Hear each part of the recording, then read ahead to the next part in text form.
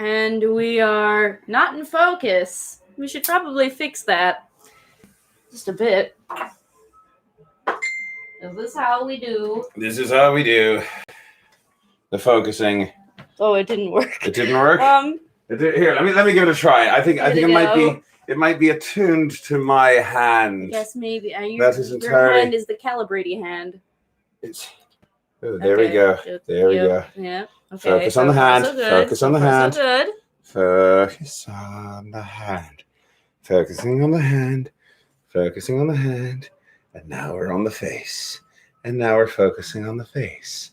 And you're kind of washed out just a little bit. Go ahead and turn that off. I don't know why you have the ring light and then also like these things. That's why. This looks weird now. No, it doesn't. It looks fine. You know what? I think I just... I banned you from this light. It's always in my face and it makes me look like... Well, now I have to turn this off because I can see the ring behind me. Well, go turn it off then. I will. You silly fool. I am a silly fool.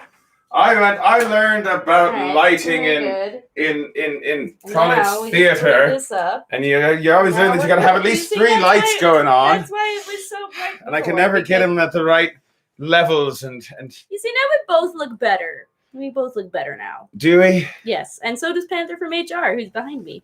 Yes, he is. Panther from HR has decided that your chest is a good place to sit. I think he just wants to be in the show. That is possible. That is entirely possible. Good evening, everyone. I'm David Ante, the Foxy Bard. And I'm Twig. And together we are Drunk and Disorderly. And welcome to Foxy's History Hour. So, we're starting a new chapter today. A new chapter. Don't know how many episodes it's going to take. But I suppose we'll find out. This one was voted on by the patrons. Indeed. So first, for 5 episodes, as a recap, for 5 episodes, we discussed the First Crusade. That was fun. That was fun. It took a lot longer than I thought it would. It was originally supposed to be 1 episode. It was originally, yes, but yes. So, and then, as a filler episode, we did an episode about the history of minstrelling, and particularly focusing on Roland le Péteur, or Roland the Farter. And that, by the way, I only talked about a third or so of the stuff that I had notated in my notes. So I've got, I talked for an hour. These are my notes from that day. Ridiculous notes. And only went through about a third of them. But we'll talk about minstrels and bards another time. Yeah. I think that is a good go-to as a filler in between other episodes. I haven't seen any comments yet. If you would like to say hi. There's people here. There's 5 people here. There's at least 5 people here. They just haven't commented yet. Or they may have, and just the lag. Silence. Lag is also a thing. Possibly. Delay, I think that you should make the box bigger, though. I will make the box bigger in preparation. So today we are going to be doing the thing that was voted on by the patrons. And that is, we will be discussing Eleanor of Aquitaine. Whilst drinking our Balatin whiskey, which that was our mystery. Hello, Ferry on Sean. Hey! And we've got and Kathy D. Yes, the delays, yes. There we go. Now I know that they are there. It's good to know that they are there. Because otherwise I lose my mind. Just a little bit. Slancha. So, let's talk about Eleanor of Aquitaine. And I think we're going to, of course, start with her backstory. All right. And to start with the backstory, we're going to have to talk about her family. So first of all, we'll talk a bit about William IX. Now, I did talk a little bit about William IX in the last episode. We were talking about the development of troubadours, and talked about how William IX... By the way, I would like to correct myself because I realized when looking at the thing, last week I said William VII. Oh, no. I made a boo-boo. All right, I don't know why I thought I had said William IX, but sometimes your brain says one thing and your mouth says another thing, and that is annoying when that happens. Mm-hmm. So yeah, I'd like to make that correction from last week. It was not William VII, it was William IX, who is known to history as William the Troubadour, Duke of Aquitaine, and he it's is his that ghost. Bagpipes? Oh my gosh, it's William IX. Is it the ghost of a Scottish... We summoned him! With bagpipes. Or doodle sacks, as I like to call I suppose them. So. I have weird neighbors. Welcome to Washington Heights. Hello, Hannah and Elizabeth. Good to see the both of you. Hooray, people. So, William IX, Duke of Aquitaine, also known as William the Troubadour. He basically kind of invented. If you want to start drawing any of these people, by the way. Well, okay. I just didn't know if he was going to come back in the story. Well, we're talking about the backstory. Oh, right. This is the backstory of Eleanor of Aquitaine. I need a hard surface. You need a hard... Slip me something hard. I keep forgetting that you need a hard surface. How about this piece of a bookshelf I haven't finished building yet? Oh, the bookshelf that you were going to build for me a month ago? Working on it. Hooray, a bookshelf. It's a little unorthodox, but... Do you want something smaller and more manageable? No, it's okay. Are you sure? I'm sorry about this paint that came off already. That's all right. I don't know why I try. I really don't. I'm going to pour myself some more. I'm going to have to touch it up there. It's okay. Let's keep talking about William the Ninth. Okay, talking about William the Ninth. So he's like the king, right? He's not the king. He's a duke. He's a duke. All right, so this is important because this is why I should have put the map up before. So, because I keep talking about Aquitaine. Before we can talk about Eleanor of Aquitaine, we really have to discuss where the hell Aquitaine even is. So, do you know where Aquitaine is? When it comes... Vote now on your phones. I don't even know what you're voting on. We don't even know what they don't even know what number to call. Where it is. There is no number. There is no word. There is only Zool. All right, here. There we go. Yeah. So here's the deal. Back in the Middle Ages, as I sort of touched on in our backstory for the First Crusade thing, power is very localized. The King of France isn't really the King of France. He's the King of Paris, which is about here or so. He is a king in Paris, and he pretty much controls Paris. All the rest of France is ruled by local lords, dukes and nobles and earls and all sorts of other things.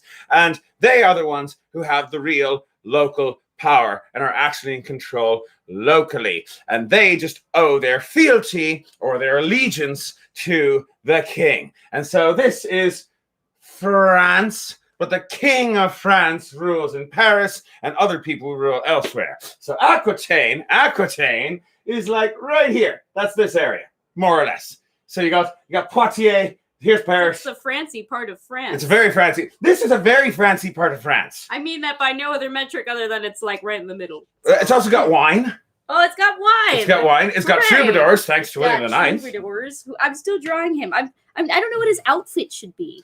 Well, he was a troubadour, so he played instruments, and he was basically a bard. Well, I know exactly. His class was bard, but everybody decided that he was a duke instead. And he was very much a lover, not a fighter. Definitely that sort. Dial 1-800-MID-AGES. I thought our number was 1-800 Foxy. What happens if you do dial 1-800-MID-AGES? Because that is the right number of characters. It might be a thing. It might be the IRS. I don't know. Anyway, so this area is Aquitaine. You got Poitiers. Poitiers is more or less over there. Bordeaux is more or less over here. Toulouse is over here. That's not part of Aquitaine, but it will be relevant later. So yeah, that is Aquitaine. William is Duke of Aquitaine. William the Ninth. He is a lover and not a fighter, and he invents the idea of love poetry in the language of Occitan. And we talked about all this last week. You know, this guy. He had a wife. Did I mention he had a wife? He had a wife. Her name was Philippa of Toulouse. She's from Toulouse. She's down here, and it was an arranged marriage. It was definitely a marriage for the land and for the politics and that sort of stuff. And but they had children together, and one of their children was William X, who is Eleanor's father, right? Yeah. Right? Sorry. I just want to make sure that. I don't know why you think I would know any of this. I don't know. I'm just here for the food, and by that I mean the booze. Fair enough. A little bit of water too. Water between booze is important.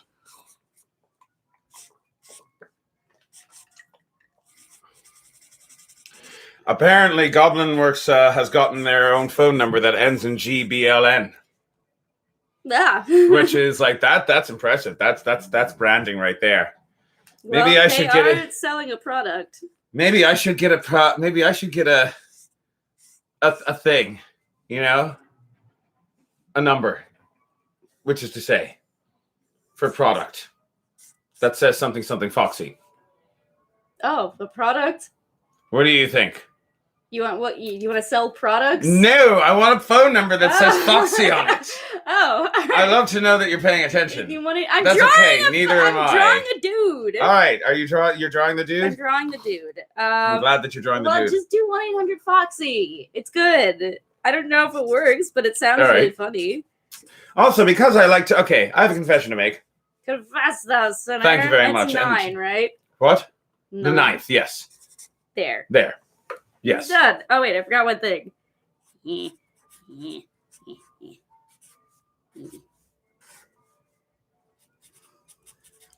I'm sorry. I'm just trying to figure out... Oh, I get it now. That took a moment. Yay! That took a moment. William the Ninth. Show them William the Ninth. William the Ninth. My art skills have gotten so much better. I know they have. They've definitely improved over the last few episodes. So yeah, William the Ninth, Duke of Aquitaine. I fixed it. Sorry. There you go. Now he has Yeah, that actually is better. He really ought to have that. The thing going with the mustache. Yeah. That is how I sort of imagine him in my head. So yeah, I just drew you. So. Okay. Oh, great. I know. You said he looked like a bard. Am I? Fair enough. I'm what you think of when you think bard. I can live with that. It means It means good branding. Foxy. It means good branding. Fine. They're also trying to get a Google Voice number. That's good to know. At any rate, so William the Ninth. Should Foxy get a phone number? Text your opinions to 1-800-Foxy. So William the Ninth. I was going to make a confession. Oh, confess. And you completely threw me off my track. Sorry. I have a confession to make.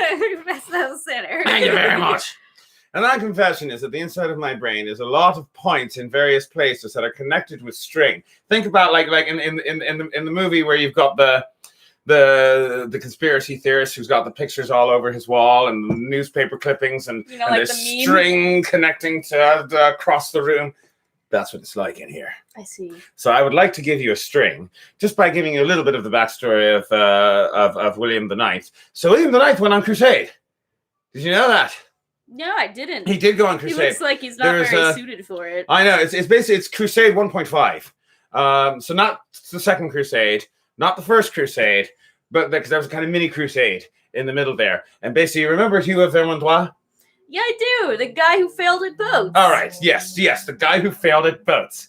And do we have him here somewhere? Here, look for him. He's in there. So I think that might be. Oh, okay. Let's go through the files. Well, he's in there somewhere. Oh, there he is. He's right on the bottom. I took off his stick already, though. There's Hugh of Vermandois from the Crusades episode. I gave him a little boat as a shirt because he failed at the boats. All right, and also look for Pope Urban II for a moment. He's in there somewhere, right? There somewhere too. All right, so the point is that so one fine day, Pope Urban II comes to visit William the Ninth, Duke of Aquitaine. Oh, that's our other guy. That's Peter the Hermit. No, that's Dagbert. Are there any more? I know he's in here somewhere. I know he's in here somewhere. I was hoping you could hold him up and I will. But first I must stall. All right, that's Adamar. That's Killy Chaslan. There's Tancred. There we are. Here's Pope Urban. Now, where did Hugh go? He was over here. He's over there. And here's William. Here's our guy. It's good that we can reuse some of these puppets. Hey. So, all right. So put Hugh away just for a moment.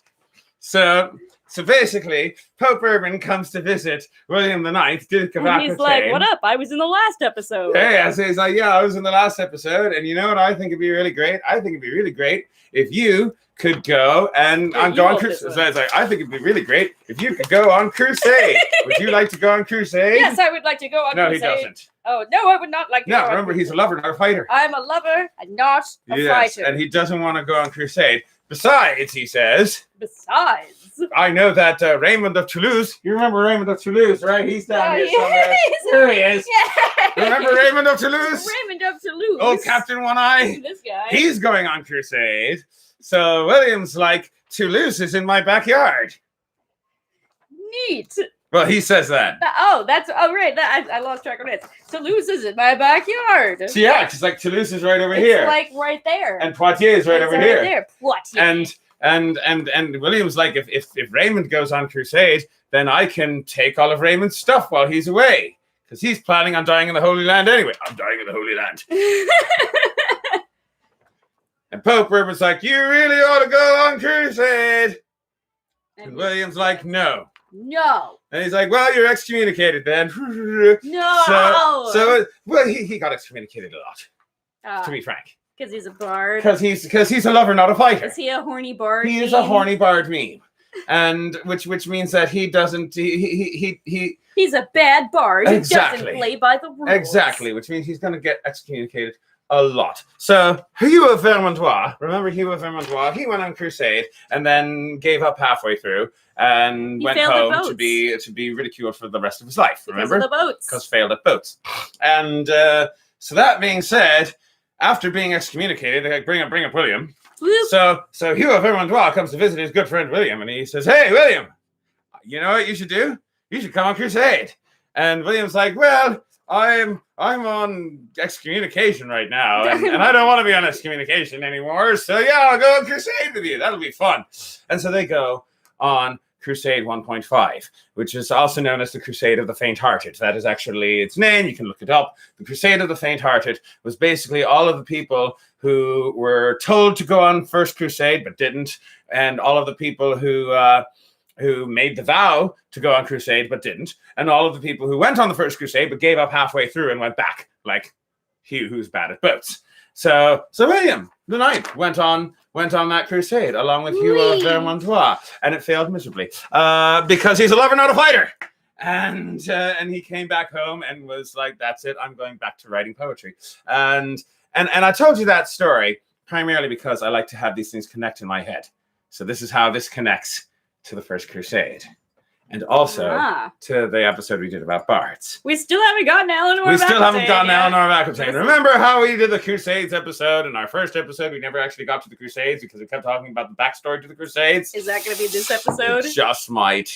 We just might never actually get to Eleanor of Aquitaine. We might just talk about her family, and then finally at the very end get to her birth, and like, well, we'll talk about her next week. We'll see what happens. Where do you keep putting the whiskey? Huh? Why do you hide it from me? I don't know. I just finished that as well. All right. Here it is. It's behind the map. And Brent McShag has arrived. Good day. From Austin, Texas. I like when people come from other places. It makes me feel like I know what I'm doing. Popular. So.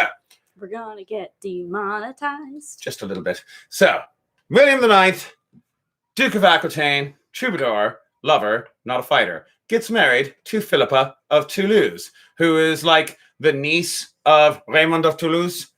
And we're going to get into a lot of family crossing over stuff. Oh, boy. Because it gets weirder. Hooray. All right. So he's married to Philippa, right? And they have some children. Among them, William X, Duke of Aquitaine, who will later be Duke of Aquitaine. William X, who will eventually be Eleanor's father, but he's not even married yet. All right. The point is they have a child, right? Yes. Now here's the thing, though. Philippa of Toulouse, well, she's not nearly as much of a lover as William the Ninth is. Is she a fighter? No, not really. Oh, okay. She found Jesus. She's an artificer. Yes, I don't know, maybe.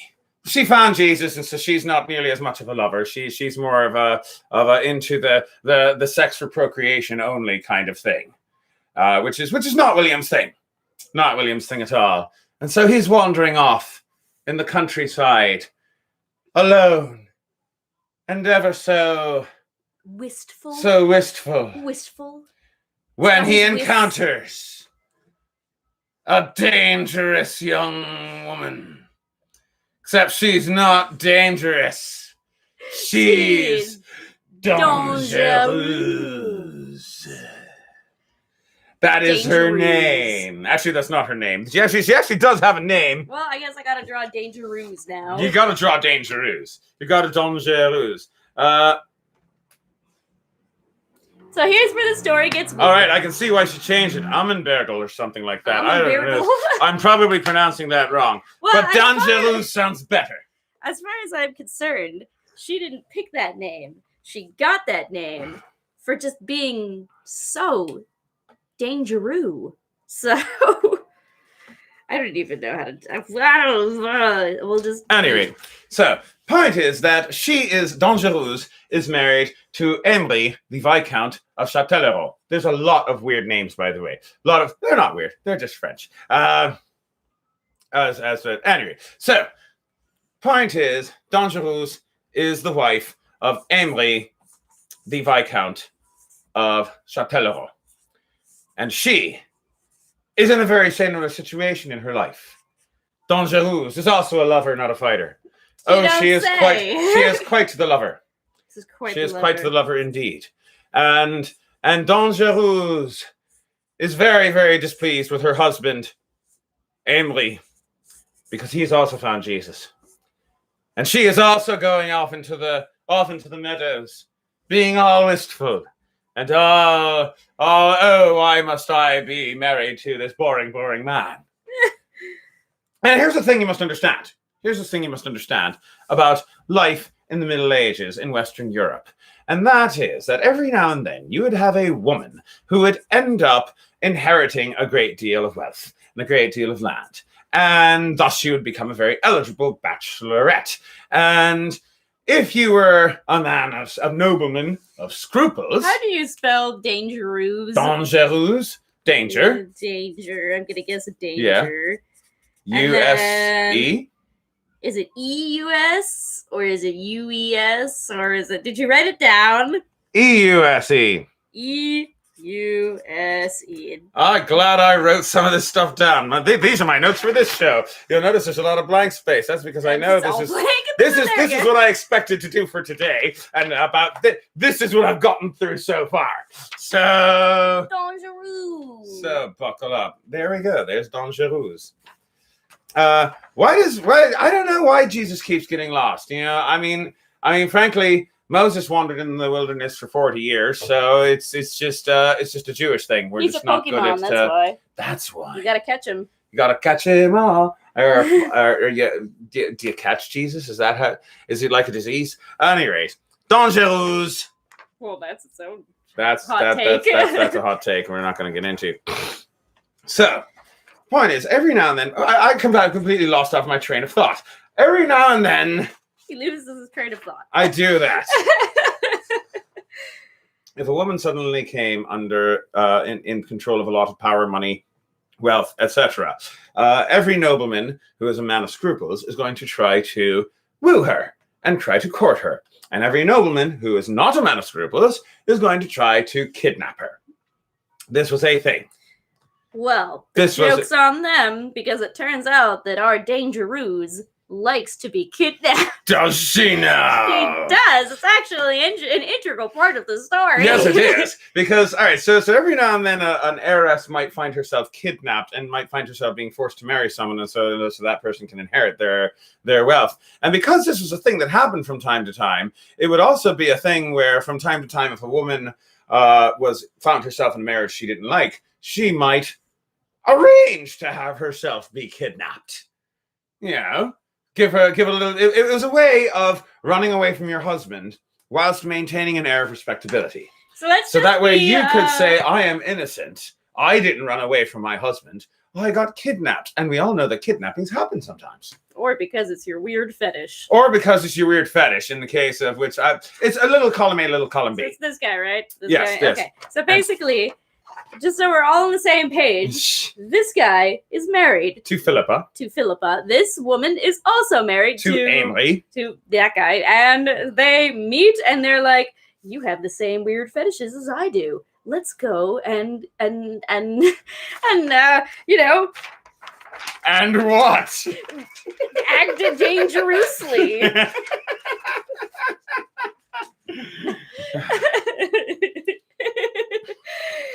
So would you like me to try telling it? Yes. All right. I was kind of wondering where you were going. Let's live dangerously. All right. So, point is that Dangereuse goes to William and basically says, I want you to kidnap me. And I want you to lock me up in your tower. Baby. And William the Ninth goes, after I lock you up in the tower, can I stand at the bottom of the tower with my lute and sing for you. And she's like, whatever your kink is, man. So she was into it. I think she was into I think it. she was into That's it. why they call her Dangereuse. Yes. So anyway, so the point is that William IX kidnaps Dangereuse and builds a tower. Can't get over that. Kidnaps I can't Dangereuse. get over the fact that we don't remember this woman's name. No, I remember it. I just can't read it. No, that's the thing. Where All right, so this wrong what I'm notes. say Wrong is notes. that's what we think her name was. Yes. There actually is no. We're not certain. There's no official source to say what her basically actual name was. the record of her christening no longer exists. Yes. So there are like little notes here and there that mention her name, which I can't pronounce or read. The thing is, everybody knows her as Dangereuse, or Dangereuse. Dangereuse. Everybody So- called her Dangereuse, which is a much better name because I can't pronounce her what may or may not be her real name. Hey, do you want to start calling me Dangerous? I can call you Dangereuse. No. How about Dangerous. Dangerosa? Oh, well, that actually sounds kind of sexy. Well, that's what it would have been in I Occitan. think that's maybe a little bit. Dangereuse is Langue d'Oil, which is northern French. I don't think I'm sexy enough to be called Dangerosa. I think that's Is a more southern little French. above my. Whatever. So yeah, William IX, Duke of Aquitaine, kidnaps Dangereuse, puts her on the back of his horse, takes her off to Poitiers, and builds a tower for her, puts her up in the tower, sings for her, does other things with her. All sorts of stuff is happening. Meanwhile, Philippa, remember Philippa? she's still there. She's she's in Toulouse. Yeah, well, But she eventually comes home. though. It's She not still like she's exists. dead or anything. No, she's alive and married to William. Who still. just kidnapped John? Who just kidnapped Dangereuse, and Philippa comes home, and not home. Her home is in Toulouse, but she comes to Poitiers, which is William's home, and is not very pleased with what she finds, and that first of all, this destroys their relationship, as you might imagine. Imagine coming home and like your supposedly monogamous husband is just like. I now have a mistress. She is up in the tower. Her name's Dangereuse. By the way, we now have a tower. I built it just to I built it house just my for her. Dangereuse. It's like, why is she in a tower? Because that's our thing. She likes to be in a tower. Why is it in a cage? Because that's our thing. All right. You never understood me. She does. So she was upset, as you might imagine. Mm-hmm. The two of them did not have any more children after that, as you might imagine. And they did not. Basically, after that, she went back to Toulouse and managed to get him excommunicated again. Now well, he he might, isn't actually acting very, Christianly well, by kidnapping and having an consensually. affair. This was a consensual. I know to be it's fair, this was a consensual. consensual It's still kidnapping. adultery. It's still adultery, right? To be fair, both he did people are married definitely. here. He did definitely. I wouldn't say cheat on her because it's not like he tried to keep it a secret or nothing, but non-consensually sleep with another woman when he was theoretically in a monogamous relationship, as did Dangereuse. Although that being said, Amory, remember Amory? Oh yeah, that guy. Her husband? Uh-huh. So he didn't actually end up ever doing anything about it. Why? Like he didn't divorce her, he didn't get an annulment, didn't do anything like that, didn't try to get her back. Mostly because he was the vassal of William IX. Oh. Feudal hierarchies are complicated. So he couldn't Feudal even hierarchies really are do anything complicated. The if bottom he wanted line is to. that William was Henri's boss. William was his boss. So basically, this is the equivalent of your boss showing up at your house one day. Yeah. And being taking your wife. And basically taking your wife. But not only is he like taking your wife. Not only is he kidnapping her. Your wife is also like. And he's like, what is your name now? And also, you're just gonna take my wife? It's like. And I could just imagine William being like, all right, can you please just, can you just emote? Can you act like you're very upset about this? Do I have to? Like, yes! Like, No, please don't take my wife. Yeah, basically. Although part of me wonders if he kind of liked it too. Maybe he had just a little bit of a cuck fetish going there. Just a little bit. At any rate, so... This is more talk about fetishes than I expected from this. This is the Middle Ages. There's more fetish than you might think. Just look at the torture devices. At any rate, so about the 19th century, they've got the good torture devices. We're not talking about that. We're not talking about torture devices yet. And...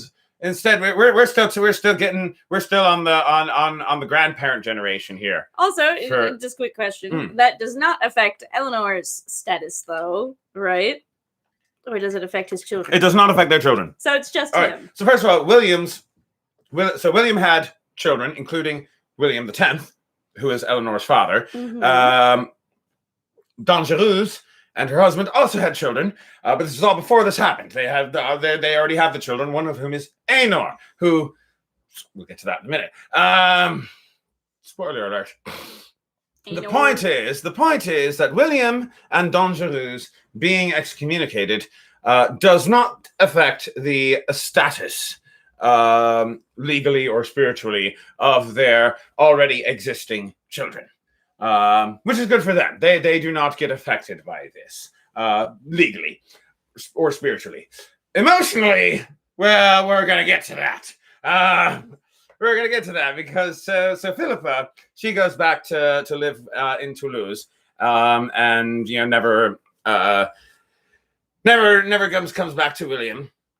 And Henri doesn't do anything about it because William is his boss. And Philippa, by the way, goes to a lot of the other knights and nobles throughout France and asks them to do something about it. None of them do anything about it because William is most of their bosses, and the ones who are not, and the ones who William isn't their boss, they still don't want to go against him because he's the boss of a lot of people. Here's the thing about William IX. Here's the thing about Aquitaine in general. Aquitaine is a big region. Big region. It's a big region. There's a lot of land. Stuff. And a few big cities too. There's Bordeaux, that's a lovely city. That's got There's wine. Poitiers. It's also got wine. Okay. The whole place is wine country. Wine country all over the place. And whoever runs it is a very, very wealthy man. William IX is a very, very wealthy and powerful individual, and no one is willing to stand up against him. Except the Pope. The Pope's willing to stand up against him, and Pope excommunicates him, to which William goes, I've been excommunicated before, I don't care anymore. He'll care eventually again. This is the second time he's been excommunicated. This is the second time he's been excommunicated. So, eventually, Philippa dies. Oh. So, Philippa dies without ever getting revenge, at which point, William's first wife shows up. Wait, he had a first wife? Yes, he had a first wife. Oh. I you didn't mention that, did you? No, I didn't. She kind of comes out of the woodwork. Okay. So did he also get divorced from her? No. What happened there? Stop. What happened? Well, first off, that's her name. Oh. That was that thing I was laughing about earlier when I was doing the research. Oh. Her name was probably actually pronounced like Ermengarde or something like that. But I think Ermengarde sounds a lot funnier because Ermengarde, she just suddenly shows up. She comes to Poitiers, also known as Poitou. And basically she demands that the Pope excommunicate him again. And wait, but what happened with their marriage? Did they get divorced? Did they? Well, here's the thing. There's a lot of historians who suspect that this woman did not exist, that this is a mistake. Oh. Like, this is a mistake in some chronology somewhere. In some history, it's one of the older histories, one of the old, chronicles.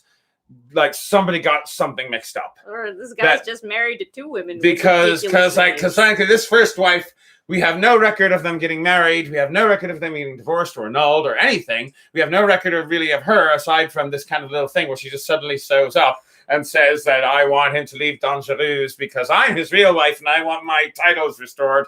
And can we make up a backstory for her? We can. All right, so let's say that William and Ermengarde get married.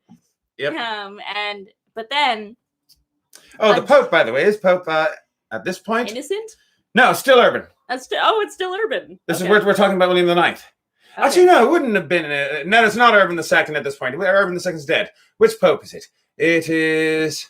It's not the anti-pope. No, it's not the anti-pope. It's not classic Eugene. Pope. It's not Innocent II. It's not new pope. That's later. Oh goodness, it's on the tip of my tongue too. That's the other thing. This is the pope that was in charge of the Second Crusade, which I didn't review as deeply because I'm losing my epic backstory for Ermagerd. I don't remember. He doesn't. I'll look it up. He doesn't know. Google it, I guess. Okay, so here's my backstory for Ermagerd of something, I guess. So let's say that she gets married to William, but suddenly there is a dragon that is attacking the faraway city of Compostela. Is that what that says? Compostela. Yeah. But, and so she has to go and fight the dragon. Otherwise, she will. Well, she has to do it because she's the chosen one. You see. And so, I think that you are committing a lot of trope sins right now. As the chosen one, she goes off and discovers a horse that only she can ride, and it's also a unicorn. And then they go and they defeat the dragon, and also make a bunch of cool friends along the way. And that's the real treasure. Does Tom Cruise get to have a part? Maybe. And there's also a dance competition, which they win by a slim margin, and it's very suspenseful. And then they go off, and there's stuff. They go, and they destroy the One Ring, and then she comes back, and William, the cheater, has married another woman, and then cheated on that woman with another woman. You know what? I like your backstory for her. I don't even remember what it was at this point. And we got it recorded. Because the other thing is that that's as good of a backstory as anything else, because a lot of historians doubt that she ever existed even. Again, a lot of people think that she's just because they're lame. A lot of people think she's a mistake in the Chronicles. A lot of people don't want to give her story credit doesn't make sense. For killing the dragon of Compostela, but she did, and it's thanks to her that city still exists. It exists, right? Compostela? Yeah. Not really. Oh, well, it was... Well... That's the dramatic irony of the story. The moral of the story is... If you can't trust the system! All right. Are we good? We're good. So... Let's continue with William the Ninth. Let's do an episode about Ermagerd. Eventually, we'll get to Eleanor. Oh, yeah. So, yeah. I forgot she was in this about story. Eleanor. So, William the Ninth and Don Giroux are having their lovely little fling of weird kinkiness, where she's up in her tower and he sings songs and he kidnaps her every night. Or whatever it happens to be. So, now, in the midst of all this, William X, who isn't William X yet, he's just William the Younger now. Will you remember William the Younger? I do. Yeah. Is he? William IX. It's or William X rather. It's William IX's son. Oh, okay. Remember, William has a son named William. All right. This is one of the annoying things about the Middle Ages, by the way. I feel like same name. There were like 20 names that everybody shared because other names had not been invented yet. I don't know. So, William has a son, William, from Philippa. Okay. So yeah. He's got a son. Yeah. And he's a teenager at this point. Okay. He's in his late teens, early 20s, and he's rather upset. He's rather upset with his father. Yeah, because he's basically William X has found Jesus. Oh no! I know. We keep finding these people who found Jesus. People keep finding Jesus. Oh no! William X has found Jesus. Shows up when you least expect it. I know. It's like the Spanish Inquisition. So nobody expects to find Jesus. So William X has found Jesus, and he is very, very upset. And his father is like, "Father, you are doing sinful, horrible things. You are not being fair to mother. Your mother's dead. Stop reminding me of this." It's very dramatic, very Game of Thronesy. Very upset with his father, and William IX at the whole time is like, "She is your new mother now. Just give her a chance." So, in the midst of all this, Don Giroux, she's got a solution to all this. Because remember, she's got a husband. They have children. Okay. Legitimate children from earlier. All right. Back in, when they were first married. Anyway. So she's got children.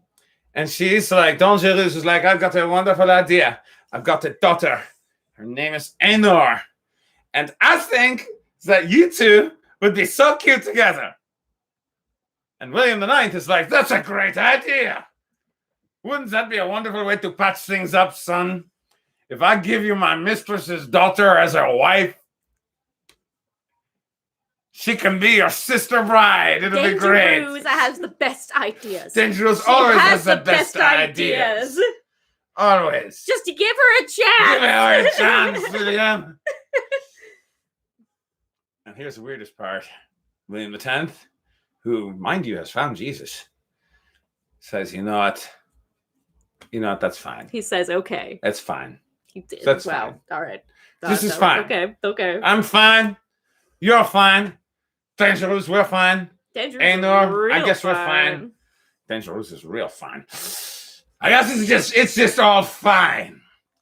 So William X and Eleanor of Châtellerault, daughter of Dangereuse, get married.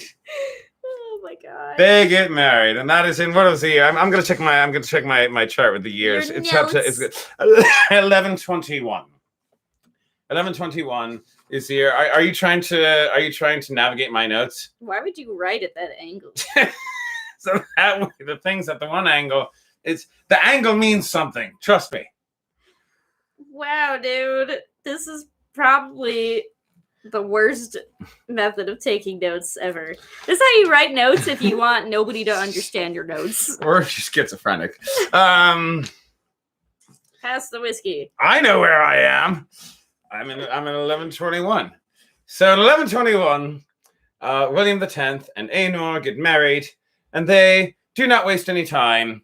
And in 1122, Eleanor of Aquitaine is born. We are 40 minutes in. Hey, that took less than I expected. Yeah, I know. I as part of me expected that we were going to spend the whole day just talking about the family. I was worried this would bleed into the next episode. I know. But hey, no, she's born. She's born. We've gotten to her birth. We've gotten to her birth. She's alive. This is gonna. I thought this was gonna take 3 episodes. This might have to take 5 after all. She's alive. You just want to put unicorns in there, don't you? I really want the unicorns now. I understand. I totally understand. And in honor of your unicorns, I'm going to reach behind the map and grab the pomegranate wine. Oh, what does that have to do with unicorns? Nothing whatsoever. Which is what you are about to become. Which I'm talking to the bottle. You are about to be an empty bottle. Do you want any of this? Okay. Before I finish it off, there's only a little bit left in there. Have a little drink, have a little breathe. Let's live a little dangerously. Eleanor is born now. Hooray. We've gotten this far.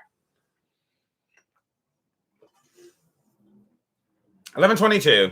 Hi, my name is Ambergris, but my boyfriend calls me Dangerous. Sorry. Mm-hmm. So in 1122, Eleanor of Aquitaine is born. Yay! In Poitiers, which is over here.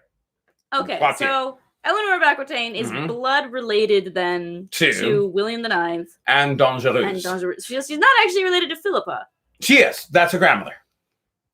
But how? Because William IX and Philippa were married, and they had a son. Right, that's her son. Right, that's her son. I guess I assumed that William IX just reproduced asexually. No.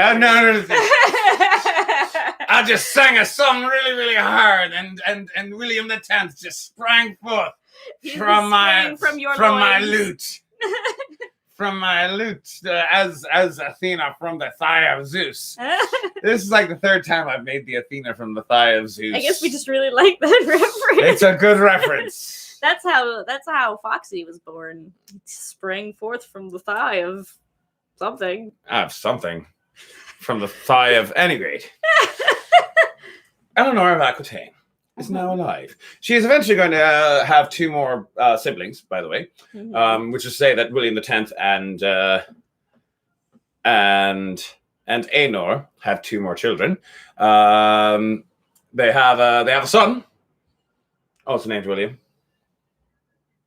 They're not very creative. No, nobody's creative. William is like the Aiden of the medieval. It kind of is. They have another son, also named William, and they also have a daughter, Petronilla. Oh, I'm sorry. That's all right. Petronilla. That's not what like the worst name you could give someone. How about Aelith? Is that better? That is better. Okay, we'll call her Aelith. I like that name, actually. Petronilla was like her nickname. Why? I don't know. She had a cute name to start with, and they're like, Aelith, no, let's call you Petronilla, which is 2 syllables longer. Depends on which version of the myth. There are different versions of the myth, as far as where Athena sprang from. I think they whether might be it was right, the though. head of Zeus or the thigh of Zeus. Head is the one that usually gets taught in elementary school. Is there actually another one that's from the thigh of Zeus? Yes. Oh, okay. Thigh, you see, I'm gonna trust you. Here's the deal. This may Thigh not be a good idea. is a euphemism. Ah, that's even worse. Yeah, that's why you usually don't learn that version. I have seen illustrations. Ew. Weird websites. Ew. Weird websites. He drinks to forget the weird websites. Weird websites. So yeah, she's got 2 siblings. Okay. A sister Aelith and a brother William. So her grandfather, William the Ninth, he dies when she is 5 years old. Rip. But that's important to know because she has memories of him. Mm-hmm. And the reason why we're talking about her family is because a lot of who you are and a lot of your personality does come from your family and your interactions with them and the type of people that they are and how they raise you. So for the first 5 years of Eleanor's life, she did have a good deal of contact with her grandfather, William the Ninth. And that's important to know. But she had even more contact, by the way, with her grandmother and granddad's mistress somehow. But grandma through mommy. Because my grandma through mommy is also grandpa through daddy's. So she's still alive, right? Oh, she ended up living for quite a while. Like she didn't die until Eleanor of Aquitaine was like in her late 20s. Did she still have to stay in the tower? No, not after William died. Oh, that would be pretty funny, though. It would be funny. It would be pretty funny if they were like, hello, Grandmother Dangerouse. Yes, I got to get the right kind of pose here. Yeah, oui, I've still got it. Up here in the tower. Honey, come back in another hour. My latest boy toy is on his way. And then in comes Kronk. Hey there, Dangerouse. Oh, that's a terrible Kronk. I'm sorry. That was a bad imitation of Kronk. Hey there, Dangerouse. There you go. Gotta get that cadence right. Gotta get the cadence. Oh yeah, it's all coming together now. Yeah, that was pretty good. It's easier when you're doing the actual lines from the thing. Anyway, so yeah, Dangerouse and William the Ninth were very much present in Eleanor's childhood, and this is going to affect Eleanor's personality. Now, in the meantime, remember how William the Ninth is known to history as William the Troubadour. William the 10th is known to history as William the Saint. Oh no! He found Jesus. Remember I said he found Jesus. This can only go in so many places, though. How did he die? Well, we'll get to that. We'll get to how he died. But here's the more important thing when it comes to Eleanor, and that is that William X did find Jesus, but he did also believe that women should be well educated. So there's that fortunate bit, because of course William IX was only alive until Eleanor was 5 years old, and then he was dead, which meant that. He could no longer influence her or anything because, he's dead and whatnot. Which means now her father's in charge. But her father decided that she should be educated. And side note, this sort of was the standard at the time. In noble families, women were expected to be educated. In peasantry, nobody was expected to be educated. But in noble families, women were expected to be able to speak Latin. You were expected to know history. you were expected to mathematics, and Eleanor was taught all of these things. She was also taught music. She was also taught how to playing instruments, reading musical notation, singing, taught how to do poetry and stuff, and also taught how to play checkers, chess, and backgammon. Because if you're gonna be a proper lady, you've got to know how to play chess. In courtly culture, you got to know how to play chess, checkers, and backgammon. That's a thing. I'm very bad at chess. So I would make a terrible court lady. So would I. Yeah, maybe. Actually, I think you think I'd make a good court lady? I think you'd make a good court lady. So, at the age of 5, William IX dies. At the age of when Eleanor's 5. When Eleanor's 5, William IX dies. At the age of 5, he died. And around when Eleanor is around 8 years old, that's when her brother William dies. William was only 4. Oh. The child mortality rate was a thing back then, even amongst the wealthy. Mm-hmm. Even amongst the wealthy, child mortality was at a high rate. Indeed. Yeah, chug. I'm gonna need more water. Just so you're aware. All right. So, with William dead, of course, you know what that means, right? She's the heir. Means she's the heir. I mean, it doesn't necessarily mean that. Because remember, first of all, William is her younger brother. But when he's alive, he's the heir. Because this is a patriarchal society. Let us not forget that. The younger brother gets to inherit the title. And when the younger brother dies, this is not necessarily a guarantee that Eleanor will be the heir. William X decides she's going to be the heir. Basically up to him. Oh. Because that's the way it works. The daughter doesn't automatically become the heiress. It all depends on whether the father wants her to be the heiress. And he wanted her to be the heiress. Because she was just that badass. Because she was, he had put a lot of time and energy into educating her, didn't want to see that all go to waste. So she is going to be the heiress, which means at the age of 8, she is now the most eligible bachelorette in all of Europe. Not the greatest thing to be when you're 8. So that being said, years pass, and Eleanor is somewhere around 16 years old. Let me just double check my math to see where that year is with that. Right, it is 1137. Eleanor's about 16 years old, and in 1137, William X decides that he is going to move from Poitiers to Bordeaux. It's all in his territory. It's all part of Aquitaine. He just decides that he doesn't want to have his court at Poitiers anymore. He's going to have it in Bordeaux. So he moves the whole family there. Whole family comes. His wife, Eleanor. His 2 daughters, Eleanor and Aelith. His dog, Skippy. His dog, Skippy. I was going to say Dangereuse. Let's call her his aunt. Someone else worth mentioning. Let's just throw him in here real quick. His goldfish. William X has a brother. Okay. A brother, Raymond. And Raymond is also present during her childhood. This is important. This is important for later. This is very important for later. William has a brother, okay. Raymond. So he is his brother Ray, Eleanor's uncle. Not a bad uncle, nice uncle. They have a very nice relationship, very close relationship, very friendly relationship, perfectly G-rated relationship. Okay. This will come into play later.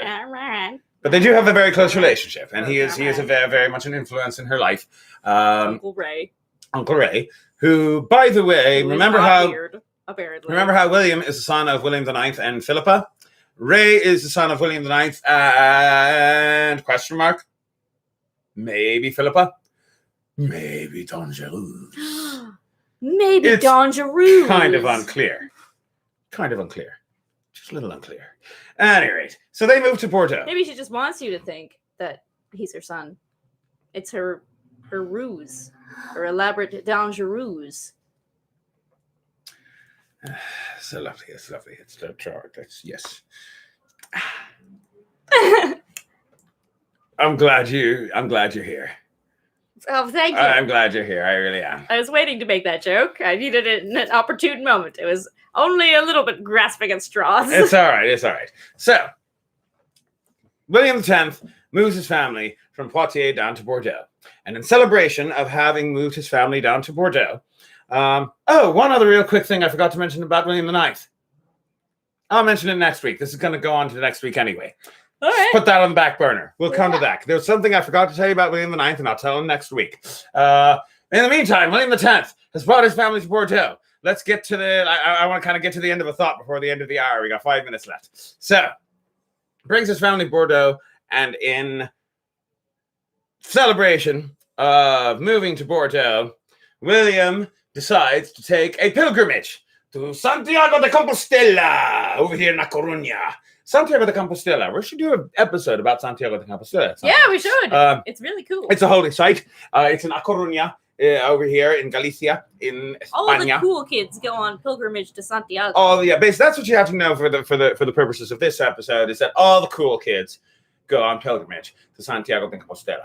So, William X, in honor of their moving from Poitiers to Bordeaux, they moved to Bordeaux, by the way, because the Archbishop of Bordeaux is very, very, very, very, very loyal to William. William's been having some problems lately when it comes to the loyalty of his vassals. Remember how William IX had all those vassals and none of them would stand up to him for having his little liaison with Dangerous? Mm-hmm. Well, that's because William IX was powerful enough to be able to command their respect. William X, not so much. William X has been having some troubles with his vassals, and part of why he's moved from Poitiers to Bordeaux is because the Bishop of Bordeaux is his most loyal vassal. And so therefore he feels more comfortable with the family in Bordeaux, and all the motorcycle gangs came to Poitiers and drove their motorcycles around all the time in the middle of the night. Gotta love them motorcycle gangs who drive through a residential neighborhood and do stuff, like be loud. It's not that they didn't know who the mom is, it's that historians don't know who the mom is because nobody in the family wanted anyone to know who the mom was. Which makes things complicated. The historians make things complicated. I make things complicated. Either they didn't record it well or they didn't want anybody to know. Yeah. I mean, that's the thing. It could have been Philippa, and somebody just didn't write it down, properly. Mm-hmm. And some historian got confused later, and some chronicler miswrote something. Or it could be that it was Don Jalous's child, and just they wanted to cover it all up. Indeed, Midstorm Cloak also gets them all the time, the motorcyclists. At any rate, point is, William X moves from Poitiers to Bordeaux because the Bishop of Bordeaux is his most loyal vassal, and he's having some issues with his vassals. But in honor of his move, he decides that he's going to go on pilgrimage to Santiago de Compostela. And wouldn't you know, he gets plague. Oh, no. He gets plague because that's what happens when you make a big trip. Sometimes you're meeting all new people and you catch plague, and he caught plague. And he was on his deathbed in Santiago de Compostela, which is ironic because there's a spring in Santiago de Compostela, and if you drink from the spring, it'll cure you of all your diseases. Did he do it? No. Oh, did he drink it? Yeah. Yeah. Oh, it didn't work? No. Oh. No. Did you honestly think it would? I mean... He thought it would. I'm still waiting for the unicorn to show up. Fair enough. So William X is dying. And he tells his messenger, all right, I need you to write out a will for me. First things first in the will, I want to make it very official and very clear so that nobody is confused. Eleanor, my daughter, is my heir, period. End of story. She is my heir. She will inherit everything, and she will become the Duchess of Aquitaine and rule over Aquitaine until the day she dies. Just make sure that's clear.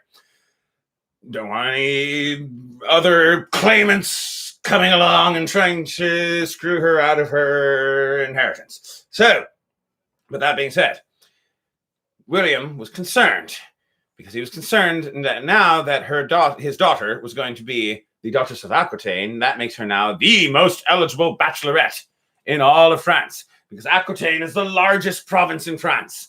And it's the wealthiest province in France. And now she's going to be the most powerful woman in Western Europe, really. Which means that someone might try to kidnap her. Oh no! Because remember, I told you at the beginning that was a thing. Yeah. That was a thing sometimes. Except that time it was consensual. Well, with William, it was William and Dangereuse. It was consensual. That was like their weird. That was their kink. That was their weird kink. But here's the thing: a lot of time it's not consensual, and that's where the problem lies. A lot of times, we've been playing it up for laughs. We've been playing it up for laughs because in that case it was consensual. But in most cases it wasn't. It's not. And so William was concerned, and so in his will he also decided that King Louis VI of France was going to be his daughter's guardian. And, who better to choose as guardian than the king, right? Right? Because William thought, I can trust the king. I can trust the king more than I can trust anyone else, except maybe the Bishop of Bordeaux. But, Bishop of Bordeaux is a bishop, so, that doesn't really get you a lot of points. But if the king is her guardian, then no one's going to mess with her. So I'm going to make the king her guardian, and I'm also going to give him the job of finding a husband for Eleanor. That's his job as king. I ask him humbly, as his vassal, to find a husband for my daughter Eleanor. So, at which point William X dies, and also one other thing: keep it secret, keep it safe. He tells the messenger.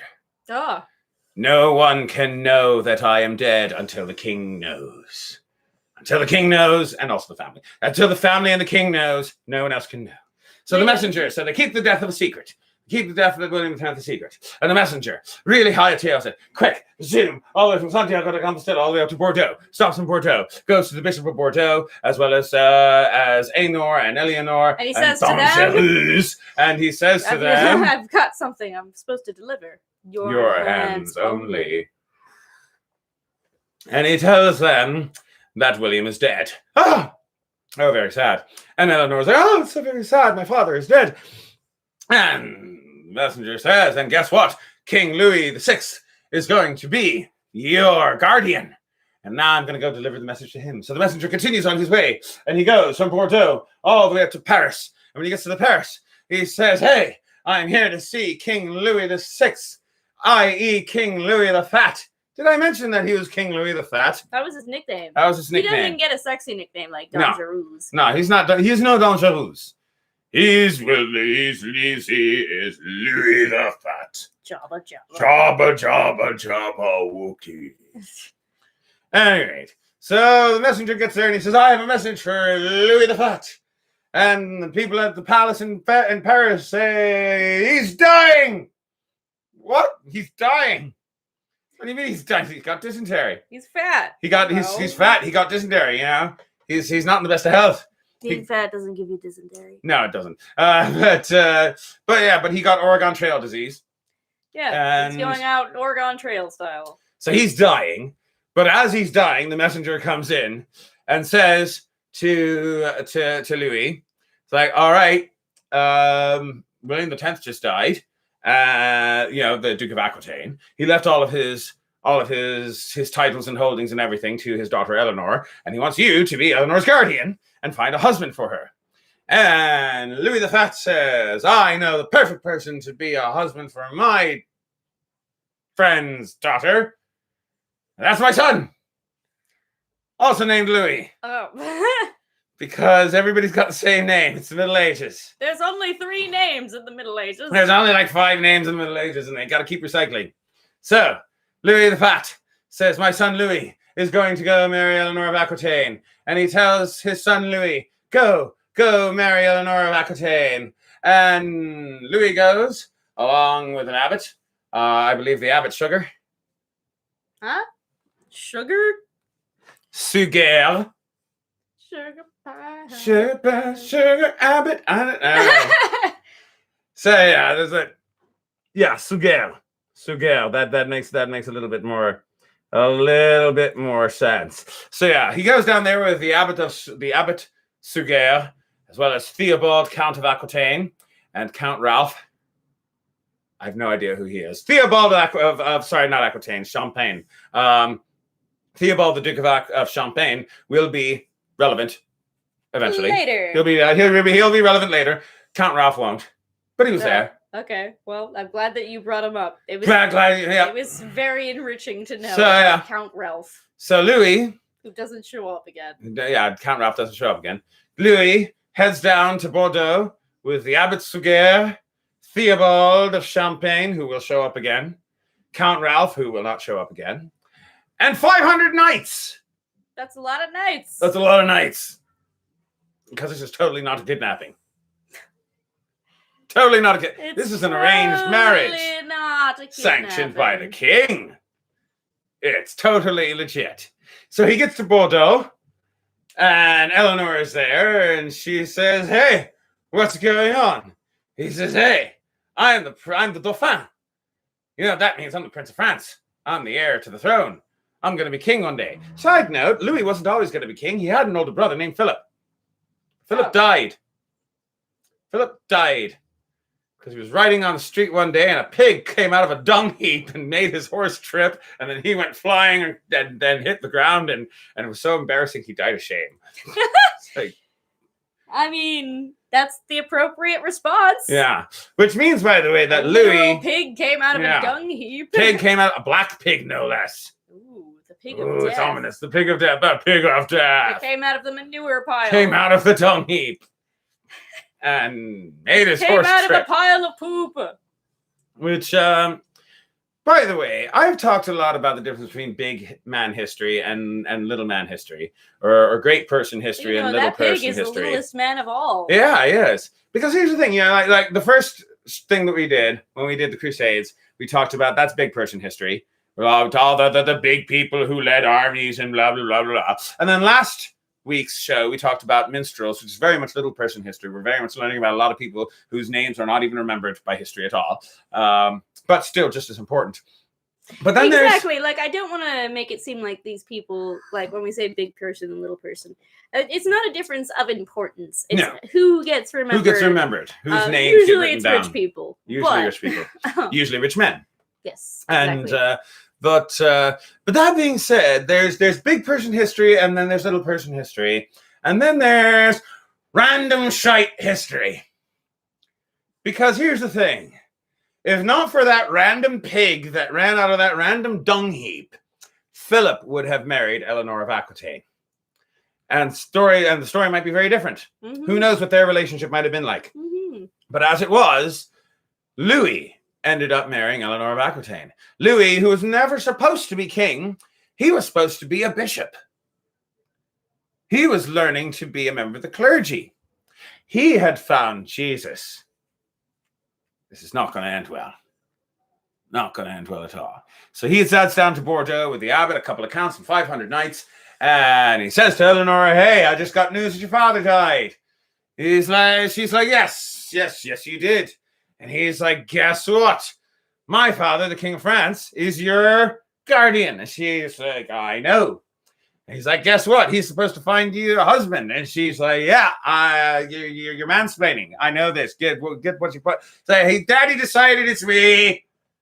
I'm your husband now." And Eleanor's like, "Well, this means I get to be Queen of France, right?" Eventually. He's like, "Eventually, when my father dies, which could be any minute now. He's got dysentery right now." So Eleanor's like, "You know what? Okay, sure." So in 1137, Eleanor of Aquitaine gets married to Louis the Dauphin. They go to Poitiers, where they both get married in Bordeaux, and then they head up to Poitiers, where they both get crowned as Duke and Duchess of Aquitaine. And like a few days later, a messenger shows up to let them know that Louis the Fat is dead. Wow. He died of dysentery. Died of dysentery. And now Louis is Louis VII, King of France. And Eleanor of Aquitaine isn't just Eleanor of Aquitaine. She is Duchess of Aquitaine and Queen of France. And that is where we will be picking up next week with Eleanor. We didn't even get through all of my notes. We didn't get through all of your. I thought we got further than I thought. We got further than I thought we would. Like we did this part and we did this part. We did this part a bit, although there's still some parts over here that I need to flesh out a bit. We didn't touch this part at all, and we definitely didn't touch this part. What is with my note taking? So yeah, it's gonna take a while. So next week we learn about Eleanor of Aquitaine's history, her being Queen of France, and how that turned out for her, and how it was being Queen of France, and how Louis did as King of France, and how it all went wrong. Aw. There you go. Thank you very much for coming along. I am David Anthony, the Foxy Bard. And I'm Twig. And we are Drunk and Disorderly. And this has been another installment of Foxy's History Hour. If you have enjoyed this little bit of madness, you may feel free to click the like button and subscribe for more content. The more clicks happen, the more the YouTube algorithm thinks that I'm a worthwhile person. The more likes and subscribes happen, the more that I think I'm a worthwhile person, because my self-worth is hinged on your approval. So come join us on Thursday at 6 o'clock for another edition of Foxy's cooking thing. For Cooking with Foxy? Cooking with Foxy, that's what I call it. Cooking with Foxy. That's going to be a thing. That will be a thing. This Thursday at 6. 6 p.m. Eastern Time. And come join us on Saturday night at 9 o'clock. For Foxy's Drinking Hour. Come join us next week on Sunday at 9 for another edition of Foxy's History Hour, where we'll be discussing Eleanor of Aquitaine. Again. And her career as Queen of France. Mm-hmm. See you. Yay! And there'll be more unicorns next time, too. Yay.